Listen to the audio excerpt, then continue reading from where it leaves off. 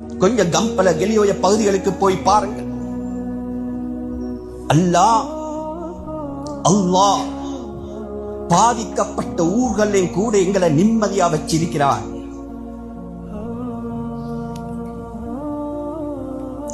நிம்மதியா வச்சிருக்கிறான்.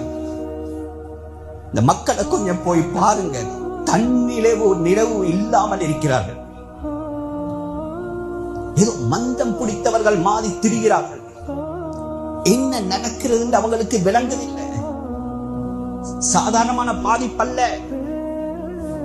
பயம் தாண்டவமானது. ஓரிரு நாளுக்கு பின்னால் ஒரு வதந்தியை பரப்பினார்கள் அல்லவா?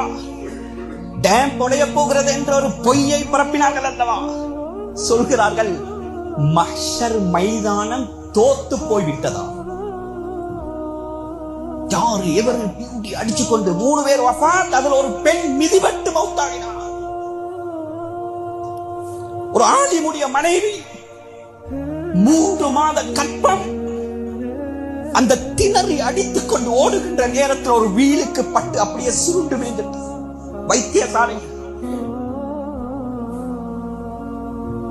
கண்ணியமானவர்களே, நன்றி செலுத்த கடமைப்பட்டிருக்கிறோம். ரப்பு சொல்றான், பயத்தை கொண்டு சோதிப்பேன், நான் உங்களை பட்டினியை கொண்டு சோதிப்பேன். கொஞ்ச நேரம் ஒதுக்கி போங்க. ஒரு பார்சல் சாப்பாட்டுக்கு படுகின்ற பாட்டை பாருங்க. கோடீஸ்வரர் என்னுடைய நண்பர் கொழும்பில் இருக்கிறார். புத்தளத்தை சேர்ந்தவர், மன்னாரை சேர்ந்தவர். 3 நாள் பஸ்ல அவர் ஒரு ஃபத்வா கேட்கறதுக்கு எனக்கு தொடர்பு கொண்டார்.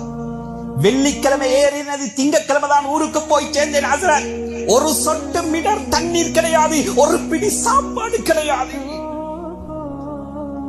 சொல்கிறாரு, ஹஸ்ரத், போகின்ற நேரத்தில் சில கடைகள் மூடி இருந்தது. பசியுடைய அகோரம். பஸ்ஸில் இருக்கிறவர்கள் கடைகளை உடைத்து அந்த பிஸ்கட்டுகளையும் சாமங்களையும் எடுத்து சாப்பிட்டார்கள்.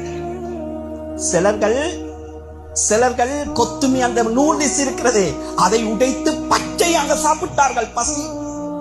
இன்னொரு இடத்துல ஹஜ்ரத் ஒரு இடத்துல நிறுத்தினார்கள். தென்னை மரம் இருந்தது. அந்த தென்னை மரத்தில் ஏறி தேங்காயை பித்து உரித்து உடைத்து சாப்பிட்டார்கள். என்னால் தாங்க முடியல ஹஜ்ரத், அந்த தேங்காய் துண்டு ஒன்றை சாப்பிட்டேன். அந்த தேங்காய் துண்டு ஹலாலா ஹராமா? சுபஹான். சொன்ன வார்த்தை என்ன தெரியுமா? பெரிய கோடீஸ்வரன்.